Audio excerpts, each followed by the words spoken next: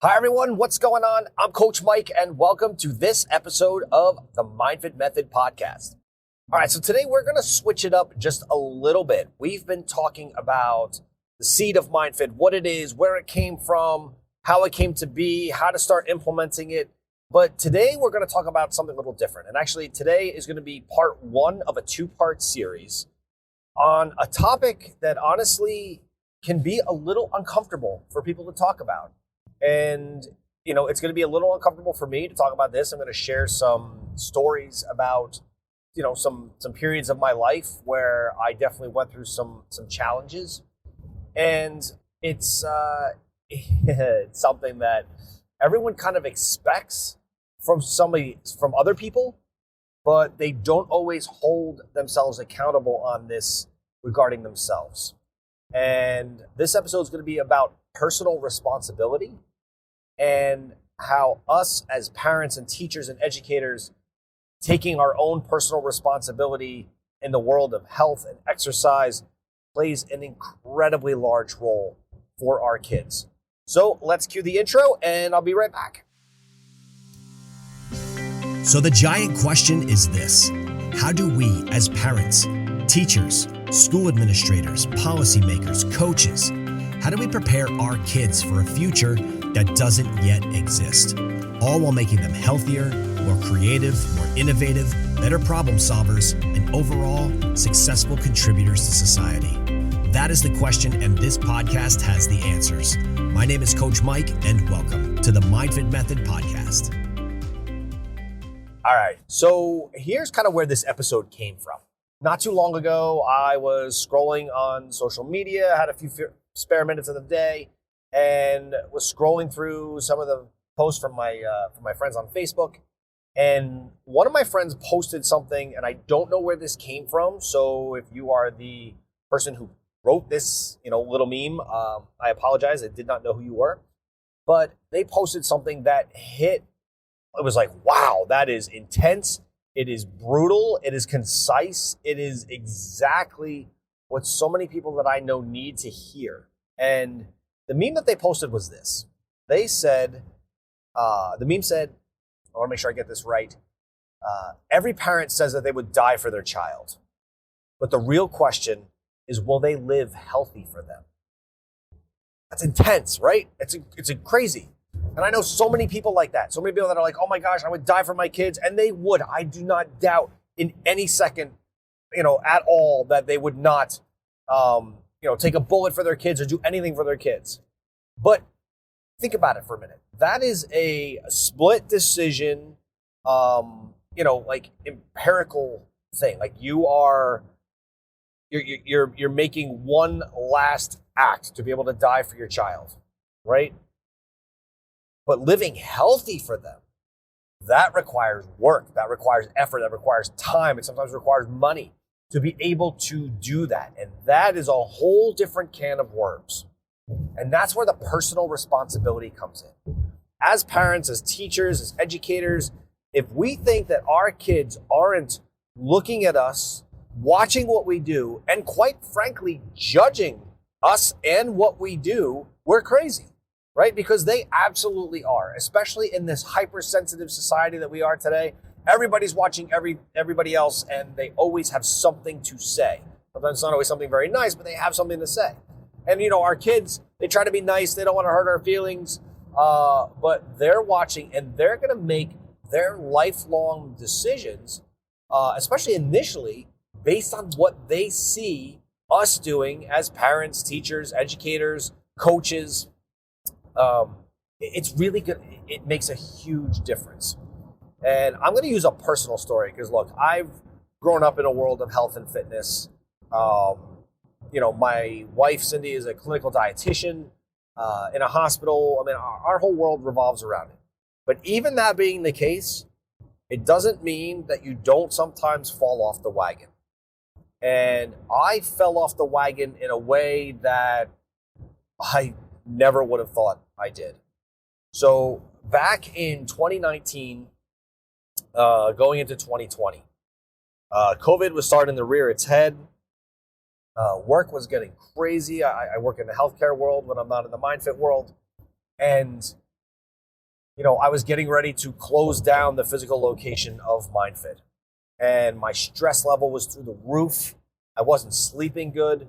I was eating terrible. I was stopping every day for lunch. I was eating junk. I'd stop and get my coffee at the end of the day, and I'd get donuts with it. Like, it was bad.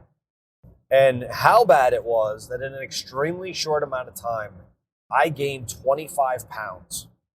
Now, when you own a gym and when you own a company that's trying to help kids get fitter and you gain 25 pounds because you're not practicing what you preach, that's a big, big problem.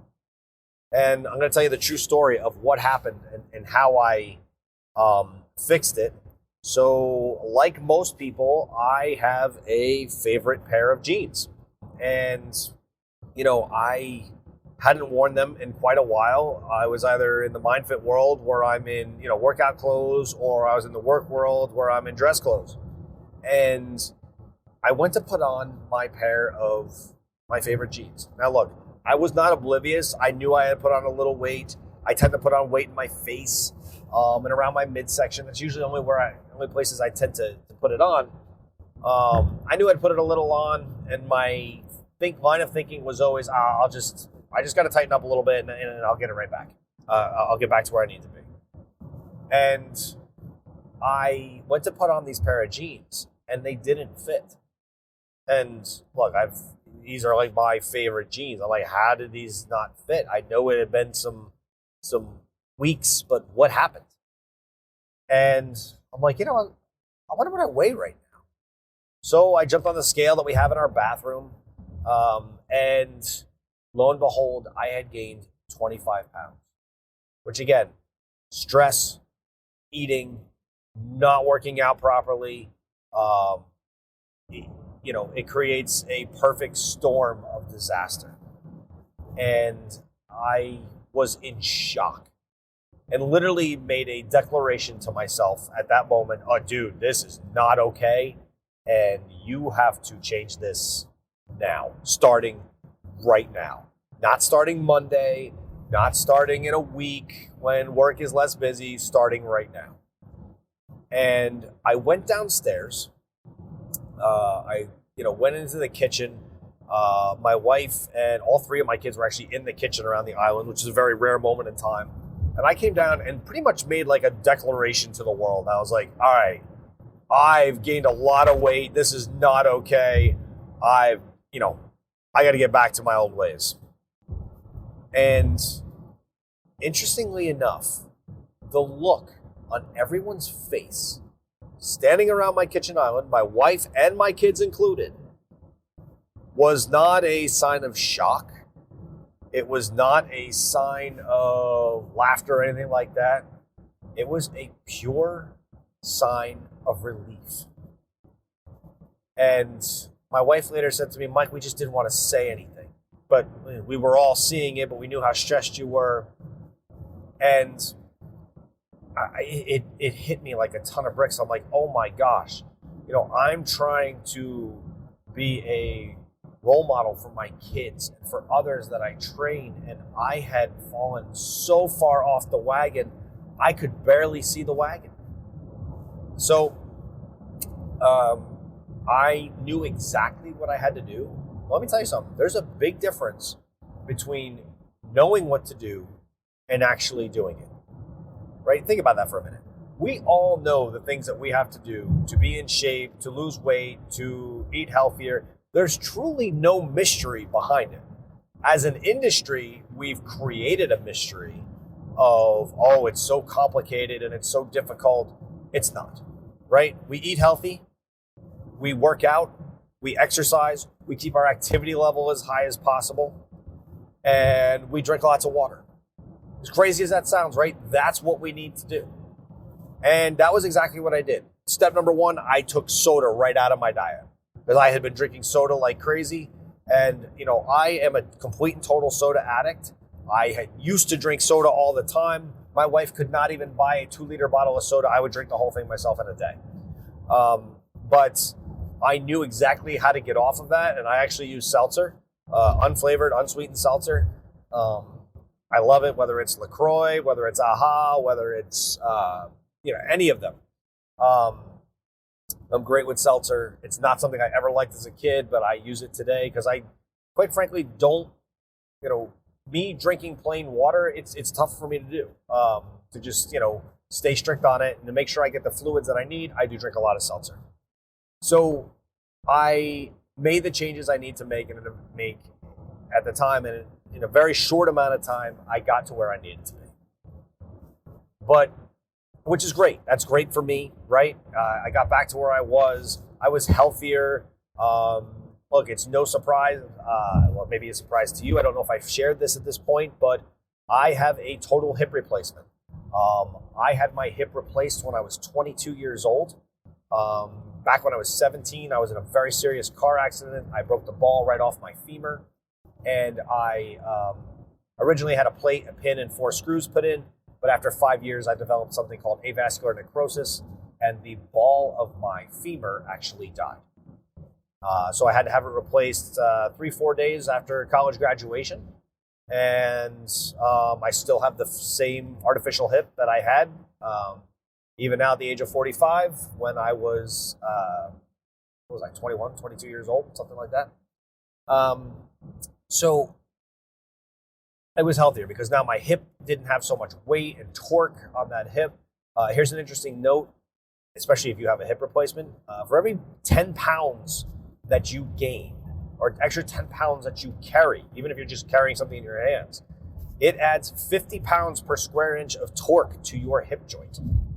So when you gain 25 pounds like I did, right, you are adding an incredible amount of added stress and torque to that hip joint. So I had to lose the weight. But something else happened. And part of it happened right away, and part of it happened nearly a year later. And it happened with 2 of my kids, 2 of my boys.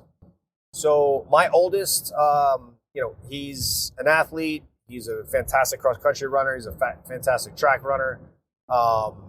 And that world, he's always working out. He's always doing stuff. My middle child and my youngest, at the time, not so much. My youngest really wanted to. Even when we had MindFit, he would go, he'd do the workouts, he'd do the stuff, he'd work really hard, he'd get really frustrated. And my middle, who's now 15, he just had no interest whatsoever. It just wasn't his thing. So I started running. Now you may be thinking, wait, you said you had a hip replacement. Yes. And although I am not a doctor, let me make that very clear. When I first had my hip replaced, all the way back in 1998, my doctor told me, don't squat, don't run, don't do any of those things. And guess what? I ran, I squatted, I worked legs because I had to keep them strong. I did not want them to get weak because if they did, then, there were going to be further problems with my hips. So I had to keep them strong, but I also trained smart. I didn't train like an idiot. I trained smart. And, when I started making these changes, I was like, okay, I love to run. I was a star cross-country runner back in high school. And it's just, even from a mental satisfaction standpoint for me, it's something that I do enjoy. I was like, you know what? I'm going to go for a little run. So I figured, I live on a cul-de-sac. I live in the end of the cul-de-sac. And, it is about 400 meters from where I live at the end of the cul-de-sac to the end of my street. I was like, you know what? I'm just gonna run that quick 400 meters, and maybe I'll do 800. Maybe I'll do a little more. We'll see. And guess what? From the end of my cul-de-sac, I barely made it to my neighbor's mailbox. That's how bad I had gotten. And I was embarrassed. I was frustrated. I was disappointed. But I was at that fork in the road where one of 2 things was going to happen. Either I was going to get disgusted and quit, and it's not in me to do that, or I'm going to use this frustration and disappointment and embarrassment for myself at that point and use it as a fire, put a fire under my butt and get going. That's what I did. So running, I went backwards. Running turned into walking. Let me start walking 800 meters to a mile. And I did that, and it worked out okay. It took me a little bit to build up, but I did okay. And I was worried about my hip. I'm not going to lie. I've got a hip that's 20 plus years in me. That's artificial, and I was a little worried. But then I started doing almost like an interval training with running. So I'd run to my neighbor's mailbox, and then I'd walk to the next mailbox. And then I'd run to the next one and walk to the next one. And, I was able to get through 400, 800 meters, work it up to a mile, work it up to 2 miles. And now, I tend to run about 4 days a week, and I do about 2.5 miles at a shot. So I run about 10 miles. I tend to not go longer than that, simply for the fact of I really start to feel it in my hip when I do more than 2.5 miles. I start doing 3-mile runs, and my hip gets very sore. So I tend not to do that. So I was running. And here's where the other change that I didn't expect to happen happened. My youngest, who at the time was 11, who always wanted to work out, he got really frustrated with it. He asked me one day if he could come and run with me. And honestly, he couldn't run much further than I could. He struggled as well. But we stuck with it. And my wife, who had been a runner for a long time, she, it was all we could do to even keep her, in line of sight when we would go for a run because she was so much faster than us. And then I noticed I started to get a little faster on my mile split times. Nothing groundbreaking, but faster. I was seeing improvement. But I saw something else too. I was seeing that same yet faster improvement in my son. And next thing I know, he was running with me every day that I ran. And then we would run and we would do a workout in the evening. Nothing crazy. Then we would run and we'd start lifting in the evening. And next thing you know, we're 5-6 days a week in every week, where many days we're doing double sessions. And granted, this was during COVID, so we had the time to do it. Everything was shut down. The world had kind of stopped at that point. Work was crazy for me, but I would go in a little bit later so I could run in the morning, and when I get home at night, our focus was on fitness. And back in May of 2021, when I was, rocking and rolling in the fitness world, doing really well, back in May, something else happened. So there's a workout that is done in the CrossFit world quite a bit on Memorial Day called Murph. And it is to honor the legacy of Michael Murphy, who was a Navy SEAL. And essentially the workout is you do a 1 mile run, then you do 100 pull-ups, 200 push-ups, 300 squats, and another mile run. And I've done them in the past, but again, I had fallen off that wagon. So I said to my youngest on Memorial Day weekend, let's do a half a Murph, which means the way we did it, we did a sort of half Murph. We did a 1 mile run, then only 50 pull-ups, 100 push-ups, 150 air squats, and a 1 mile run. And we did great. We felt good. I was so happy of how far I had come and how I was so much better. And then we kind of made a decision that weekend, and we're like, you know what? Why don't we do this every weekend? Like every weekend, why don't we just do some version of Murph, whether it's a full Murph or it's a half Murph or it's a half Murph with some extra stuff in it. Let's do this as many weekends as we can for the entire summer season going into fall. And we started doing that. And we would add ab mats or sit-ups to it. We would add cleans to it or kettlebells or plate ab mats or Russian twists. We'd start adding stuff. 100 here, 150 there, 50 of this. Worked out great. And here we are getting in better and better shape. And again, something that I did not expect happened. My middle, who's now 15, he says one day, would you guys mind if I did Murph with you? And he had not been working out at all, nothing whatsoever. And I said to myself, he's going to struggle. And it's going to be difficult. And we had asked him before if he wanted to join us. His answer was always no. But he began to see what was normal, what became normal every weekend for us to do. It was a version of Murph. And he joined us that day. And he did about an 800-meter run, so he did about a half a mile run, and then he did the half Murph part. So instead of pull-ups, he did ring rows, and then he did push-ups, and then he did air squats. He did 50, 100, 150, and then another 800-meter run. And it was hard.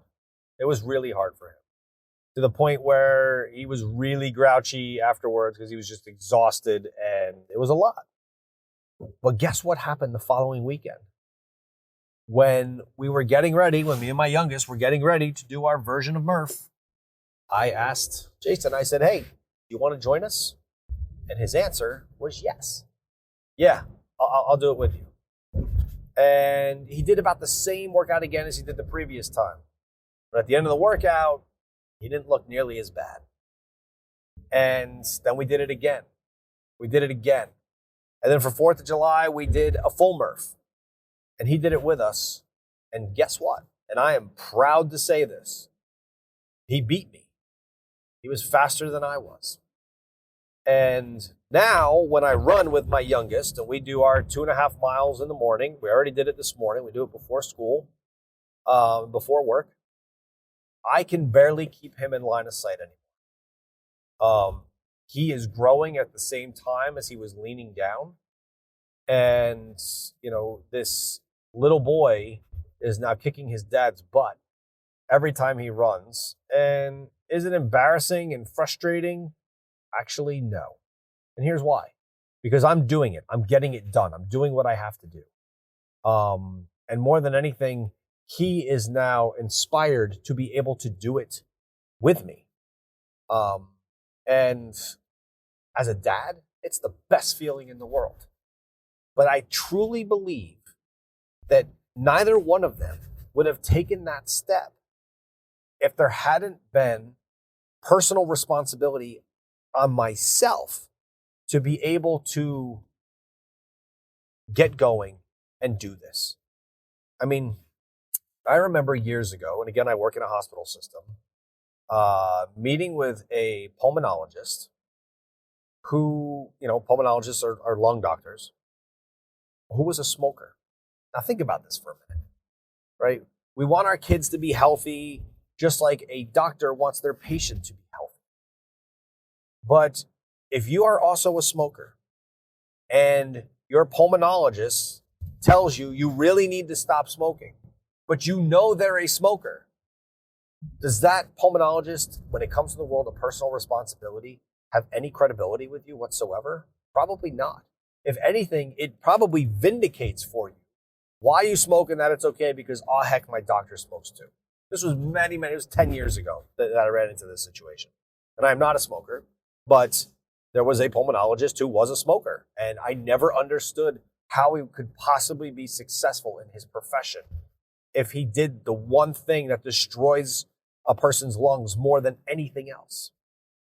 But we have to take that personal responsibility to be able to lead our kids forward, right? Our kids spend 6+ hours a day in school. And if you're a working parent, the school sees our kids more than we do in many cases. Because once they get home, they have their activities, or they're going to watch TV, or they're going to, play on video game. Those things are going to happen. But we have to be the role models. It's the same thing if you're a gym teacher. And I talk about this in the book, The MindFit Method. You have to, if someone is coaching fitness and you're having kids do workouts, whether it's in school, after school, at home, whatever it is, don't write workouts for them and not do the workouts yourself. You can't, because you don't know how hard or how easy it is, right? And if they're going to listen to you and respect you, you have to be able to respect yourself and be able to do those workouts yourself. Even if you do them by yourself, you've got to start somewhere. So if you're one of those people that wants their kids to be healthier and make great decisions that way and eat healthy and exercise and work out. And there's never been a better time to do it ever, especially with now that the world of COVID has erupted. COVID targets people that are out of shape, that are unhealthy. Everyone talked about pre-existing conditions. Guys, I'm going to be honest, the mother of all pre-existing conditions is obesity. So take that step and, you've got to be able to start. You've got to be able to do what's right for you in order to tell your kids what's right for them. And look, I also know how difficult it is in our busy lives as parents, teachers, educators, coaches, whoever you may be. I know how busy life is, but this is a true story. And again, it falls to personal responsibility and setting your priorities and making a change. So years ago, I had someone new come in that, in addition to MindFit, I also had an adult program called Body Fit Elite.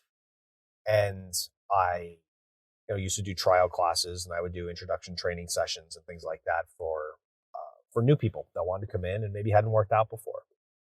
And this woman comes in, her goal was she wanted to lose about 20 pounds. She wanted to be healthier. She wanted to do all these things. And in the end, she did not wind up joining. And she didn't join anywhere else either, because she simply told me that she did not have time. Her day was too busy. She couldn't make a commitment. She didn't have time. And we're going to jump into this time thing in the world of, perfection, in the world of fitness, in the next episode, kind of part 2 to this. But here's why it's funny. Right after I did her trial class, she friended me on Facebook. And again, she didn't join the gym because she didn't have time. When you read her Facebook posts, they were usually about how busy her life was and how she never had time for her. But here's what's funny. The day that I called her to say, hey, are you going to come on board? Are you ready to make the commitment? What are you looking to do? She told me she didn't have time. Her Facebook post that night said this. It said, can anyone make a recommendation of a new Netflix series to binge? I've run out of things to watch. Think about that for a minute. She told me she didn't have time, but she wanted recommendations on a show to binge, which requires what?